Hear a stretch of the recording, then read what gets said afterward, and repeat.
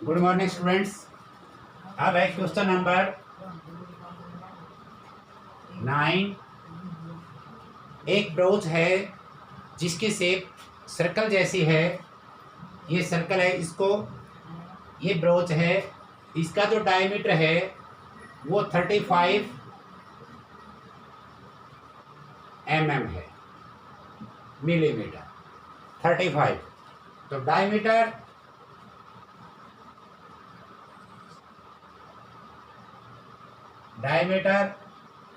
Of, इसको हम एक सर्कल ही मानते, पहले इसको हम एक सर्कल मानते हैं। सर्कल का जो डायमीटर है वो क्या है, वो 35 mm है।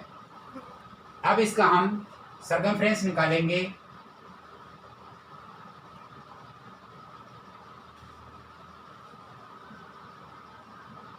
सर्कमफ्रेंस ऑफ सर्कल, इसका रेडियस क्या होगा, रेडियस होगा 35/2 mm। ये इसका रेडियस है। और सर्कल का सर्कमफ्रेंस हम जानते हैं क्या होता है, 2πr। तो यह आएगा 2πr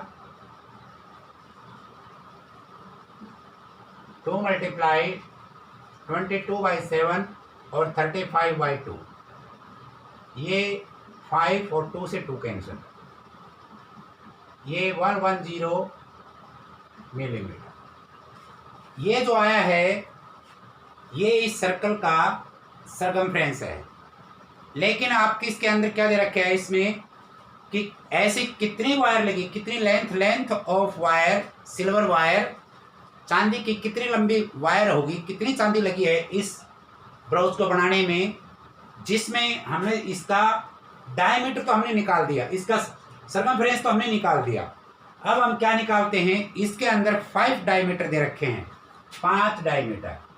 ये 5 डायमीटर हैं, ये आपका इस प्रकार से 5 डायमीटर हैं।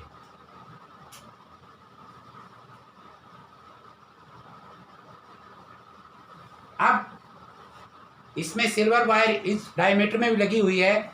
ये तो केवल इसका जो इसका ये आया है, ये जो इसके चारों ओर ये लगा हुआ है, सिर्फ इसका सर्कमफ्रेंस आया है, डायमीटर का नहीं आया है। सो क्या लिखेंगे, so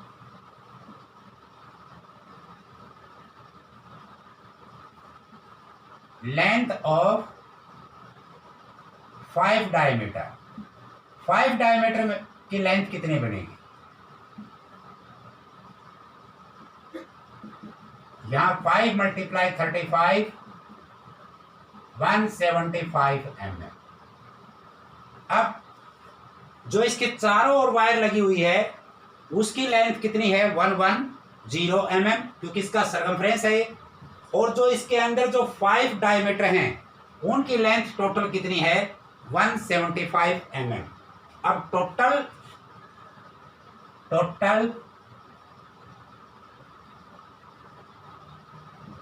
length of silver wire, जो सिल्वर वायर जो हमें रिक्वायर्ड हुई है, ऑफ रिक्वायर्ड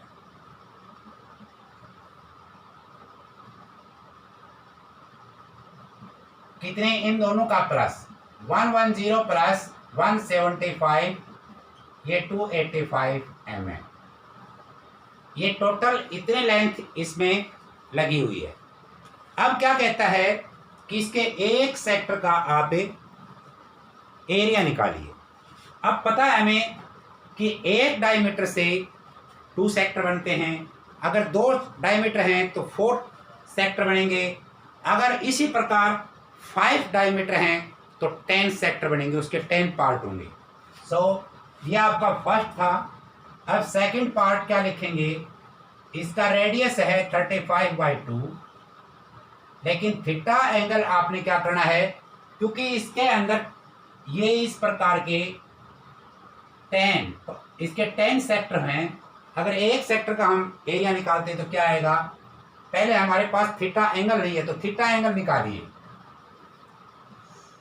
ये 30 360 अपॉन 10, जितने सेक्टर होंगे उससे उसको डिवाइड कर दीजिए, ये होगा 36 डिग्री। अब आपके पास थीटा एंगल जो है वो 36 डिग्री का है। हमारे पास अब रेडियस भी है और हमारे पास अब इसका थीटा एंगल भी है। तो एरिया ऑफ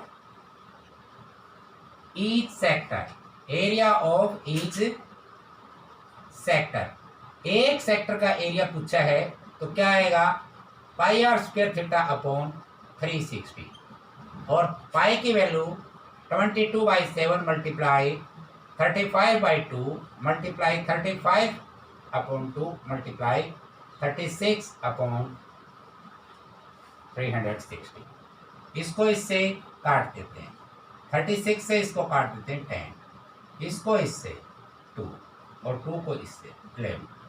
अब इस 11 की और 35 की मल्टीप्लाई कीजिए, ये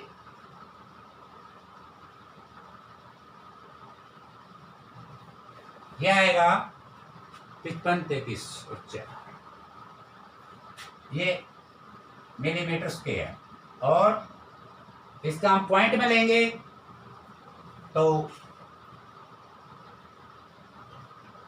96.75 मिलीमीटर स्क्वायर। ये इसका ईच सेक्टर का एरिया है। अगर 10 सेक्टर का पूछता है तो हम इसको 10 से मल्टीप्लाई कर देंगे, नहीं तो एक सेक्टर का एरिया ये है। सबसे पहले ये क्वेश्चन वेरी इंपॉर्टेंट क्वेश्चन है, आप देखिए इस क्वेश्चन को। ये कहता है कि एक ब्रोच है जिसका डायमीटर क्या है 35 mm है। हम क्या लेते हैं, diameter of circle 35 mm, radius इसका 35/2 mm। अब सरकमफ्रेंस ऑफ सर्कल, इस सर्कल का हम सरकमफ्रेंस निकालते हैं इस ब्रोच का, तो क्या आएगा 2πr, ये आने से ये आएगा। अब इसके अंदर 5 डायमीटर हैं, तो सिल्वर जो वायर लगी है वो 5 डायमीटर में भी यूज हुई है, सो हम उसका अलग से निकालेंगे। अब लेंथ ऑफ द 5 डायमीटर, जो लेंथ जो वायर लगी हुई है वो 5 डायमीटर में 5 मल्टीप्लाई 35 यानी 175 mm है। तो टोटल लेंथ सिल्वर वायर कितनी होगी, इसका और इसका प्लस कर देंगे तो क्या आएगा 285 mm। अब एक सेक्टर का एरिया पूछा है इसने, तो सबसे पहले हमारे पास रेडियस तो है, रेडियस तो सेम है, लेकिन थीटा एंगल नहीं है। तो थीटा एंगल क्या करेंगे, इसका टोटल जो एंगल दे रखा है कंप्लीट एंगल, उसको हम 10 से डिवाइड कर देंगे, क्योंकि 10 सेक्टर से में ही इसका कंप्लीट एंगल बनता है। तो एक एंगल, एक सेक्टर का एंगल आ जाएगा तो 360 upon 10 36, area of each sector pi R square theta upon 36 360, इसको हम काटने से ये आएगा।